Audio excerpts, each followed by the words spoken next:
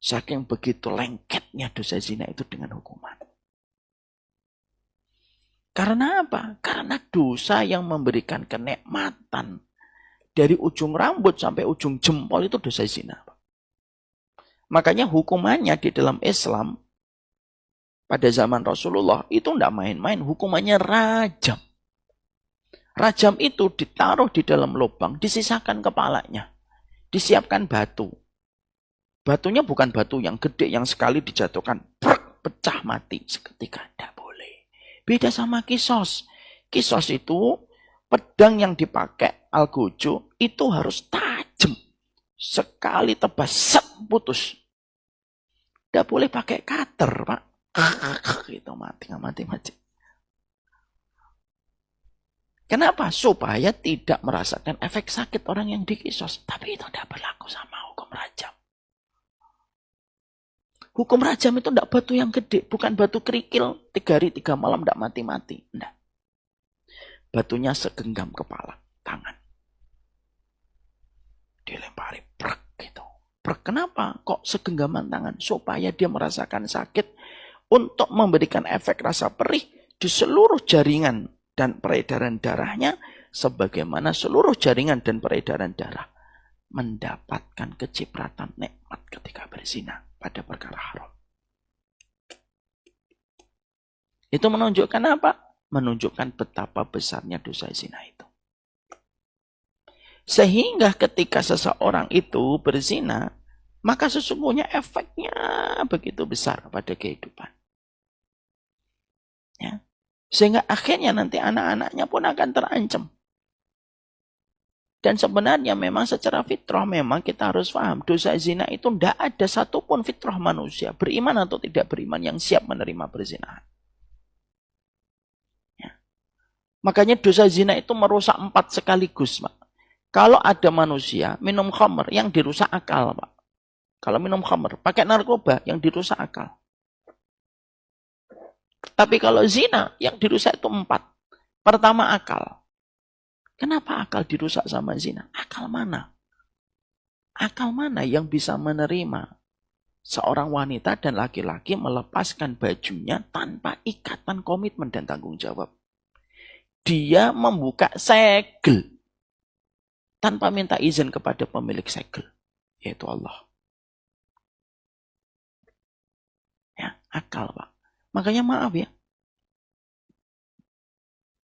kenapa konten pornografi itu ngerusak? Bahkan sebagian dari para psikolog mengatakan konten pornografi itu lebih parah daripada narkoba.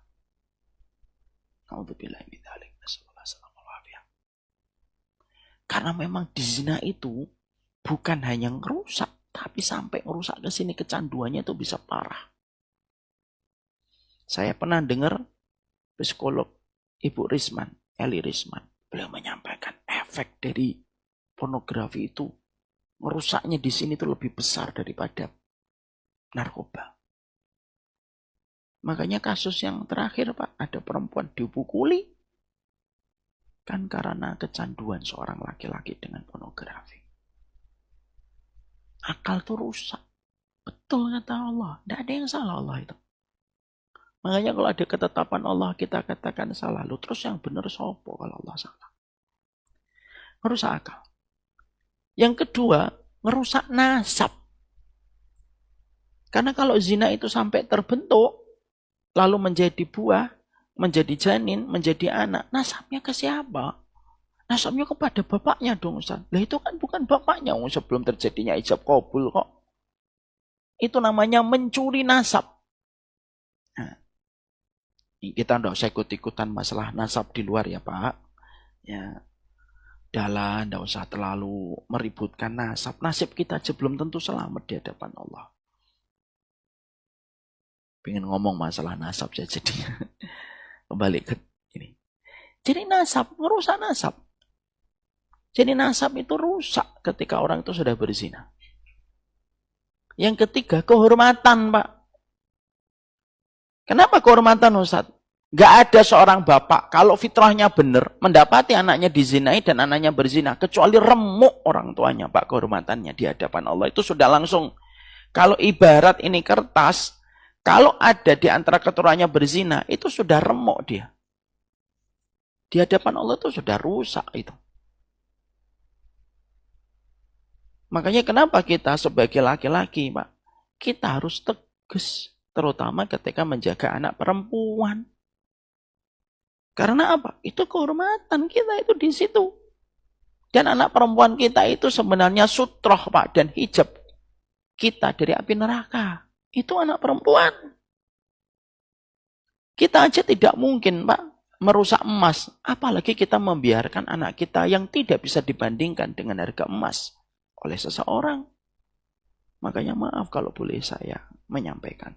Jangan pernah biarkan anak perempuan kita dengan laki-laki sendirian. Insya Allah laki-lakinya baik, Ustaz.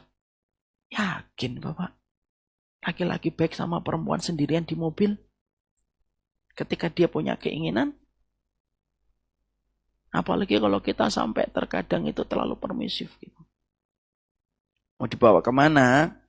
Mau ke Bintaro Pak BSD? Berdua aja? Iya Pak.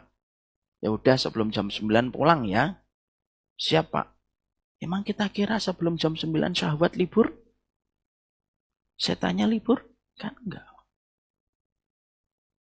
Makanya akhirnya yang ketiga itu kehormatan, Pak.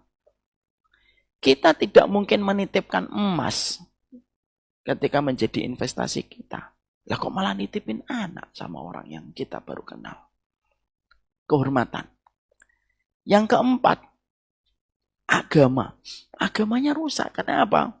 Karena sesungguhnya itu merupakan perkara besar gitu ketika menjadi sebuah dosa yang dilakukan. Makanya disitulah kita mengerti. Yang kedua dari dosa zina itu apa? Dosa zina itu betul-betul merupakan salah satu dosa yang besar karena dilihat dari cara penebusannya. Maaf ya Pak, ini dijalankan kalau kita berada di dalam konteks negara yang menjalankan hukum Islam. Kalau di Indonesia, ya jangan merajam, nggak boleh. Habis dari mana Pak? Merajam saya Ustaz, nggak boleh. Karena harus disesuaikan dengan pemimpinnya. Maka kembali ke tadi, bahwasanya ketika kita mengetahui tentang dosa zina ini, maka sesungguhnya dosa zina ini berat. Sehingga ketika kita di dalam proses kita mendidik anak-anak kita, Pak, salah satu yang kita chip in-kan, kita edukasikan kepada anak kita itu apa? Paham ya nak? Jangan mendekati zina. Kalau anak bapak sudah siap untuk nikah, nikahin Pak. Walaupun mungkin gajinya masih sedikit, Allah yang mencukupi. Karena apa? Orang yang menikah karena menjaga kehormatannya berada pada garansi dan jaminannya Allah.